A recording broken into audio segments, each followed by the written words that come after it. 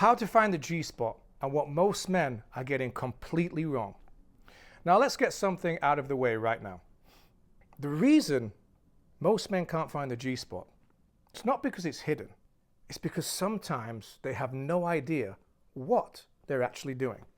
Because yes, it has a location, but you also need to be paying attention to their responses and their body. Because the G-spot is not a button, it's not a switch. And it's definitely not something you all of a sudden stumble on and she loses her mind. The G-spot is a reaction zone. And whether it feels incredible, awkward, or like nothing at all, can depend on arousal, timing, angle, and how you approach her body. And having the knowledge of knowing exactly what you're doing is key. And almost nobody explains that. So today, we're going to clear that up for you. My name is Chris Hodgson, and I'm a former adult performer and professional companion. And what I've learned didn't come from the scripts. It came from paying attention. Working in film meant understanding angles, positioning, pacing, and how bodies actually respond, not fantasy. And when the camera wasn't rolling, I spent a lot of time talking to women about, what felt good, what didn't, why, how can I improve, what can make me better, not just physically, but emotionally too. And between those conversations and the on-set experience, you really do start to understand the anatomy, patterns, and where, the puzzle pieces fit together. This channel is about learning, not shock value. And today we're going to be talking about one of the most misunderstood topics in sex, the G-spot. So what actually is the G-spot? So the G-spot is not a separate organ. It's an area on the front vaginal wall connected to internal erectile tissue and the clitoral network, which means something very important. When she's not aroused, that area can feel flat, numb, or even uncomfortable. But when she is aroused, it becomes more sensitive, slightly swollen, and much more responsive. This is also why some women can say they love G-spot stimulation, while another may say, I don't really feel anything at all. Both are telling the truth, because the G-spot is state dependent. If you're going in cold, impatient, or mechanical, you're not necessarily missing it. You just might be approaching it at the wrong time. Now, what a lot of men are doing wrong, and this is one of the biggest mistakes, is they end up rushing and targeting. They think, all right, let's go. Where is it? Let me hit it. Now, that mindset alone can completely kill it. Remember, female arousal is progressive. It builds in layers. If she's not already relaxed, warm, and engaged, that direct stimulation can feel a little bit too intense, strange, or irritated. Now, this is where men can get confused and women can disconnect. Foreplay isn't optional. It's an activation phase. Yes, quickies are fun. Trust me, I love some good quickies. But if every encounter has no build, no warm-up, no progression, then you're fighting her body instead of working with it. So where exactly is the G-spot and what actually does it feel like? All right, let's try clear this up. The G-spot is about 1.5 to 2 inches inside the frontal vaginal wall, closer to her stomach, probably a couple of inches down from the belly button. It's not deep, it's not hidden, and the texture is a little different. It often feels slightly rigid, almost like the roof of your mouth compared to the rest of the tissue. So think, front wall, 1.5 to 2 inches in, shallow depth, and different texture. That's your landmark. Now, this comparison actually exists for a reason. You see, the tissue on the front wall is denser and more erectile than the surrounding area. When a woman becomes aroused, blood flow increases, and that area can feel slightly firmer and more textured. Not in every woman, not all the time, but often enough that this description keeps coming up. Now let's talk about how to actually find it. And the best way to find it is using your hands. Hands are the most reliable way to understand the G-spot. And this is where a lot of men are generally doing it wrong, because most men use the pointer finger and the middle finger, with more of a straight, poking, thrusting action. That's not what works best. What tends to work best for many women is in fact the middle finger and the ring finger.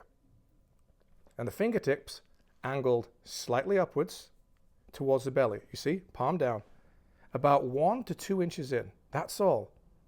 And the motion to start with is slow, controlled, and think the come here curl. Let me say that again.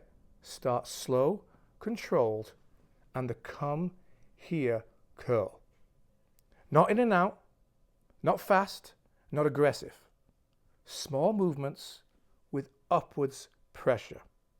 Now, when you do that, you are massaging the front wall, the G-spot reaction zone.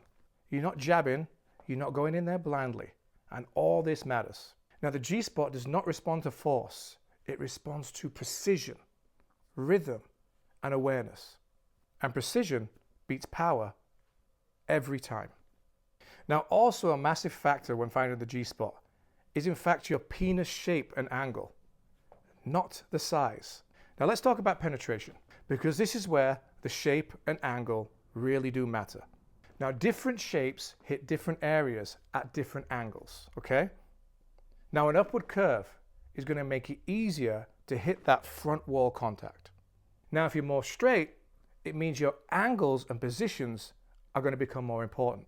A downward curve often works better when she's on top, and more thickness makes shallow positions feel more intense. More length means depth control is critical. Now, this isn't insecurity, it's just mechanics. So let's talk about some positions. Okay, the first one, and I think this is probably the most common to really hit that G-spot area, and that's her laying on her back with her hips elevated. So on your back, hips elevated, legs up here. Now, sometimes you can add a pillow under the pelvis, which will elevate your hips and tilt your hips upwards. Now, this tilt will bring you directly into that front wall contact.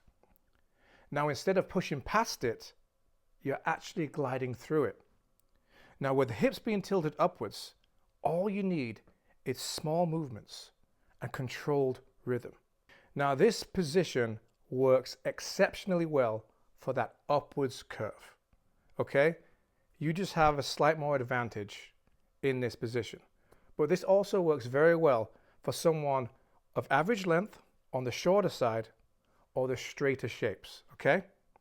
And what you can do here, which I'm sure most women love, is add some clitoral stimulation, which will really intensify this position. Now, the next position is her on top.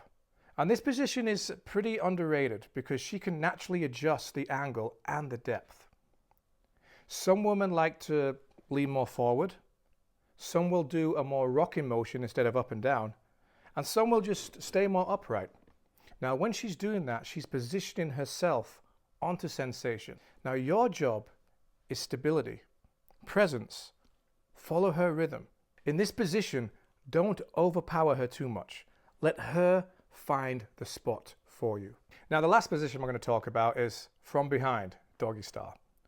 Now, this position is often pretty misunderstood because there's more depth, it's a different angle, and the front wall contact isn't always guaranteed. So here what I suggest is try and slow down, control the depth, adjust the hip height.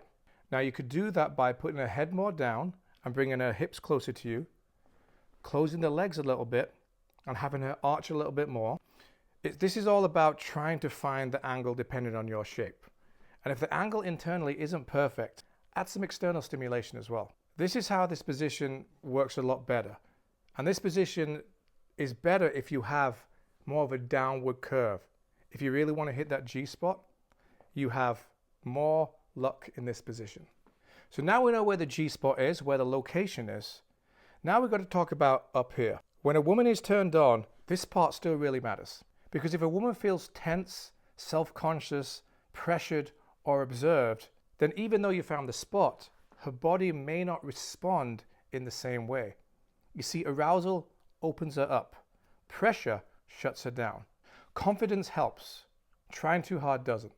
So when she feels relaxed and safe, her body is going to be that much more responsive. This is not just an emotional fluff. That's sociology.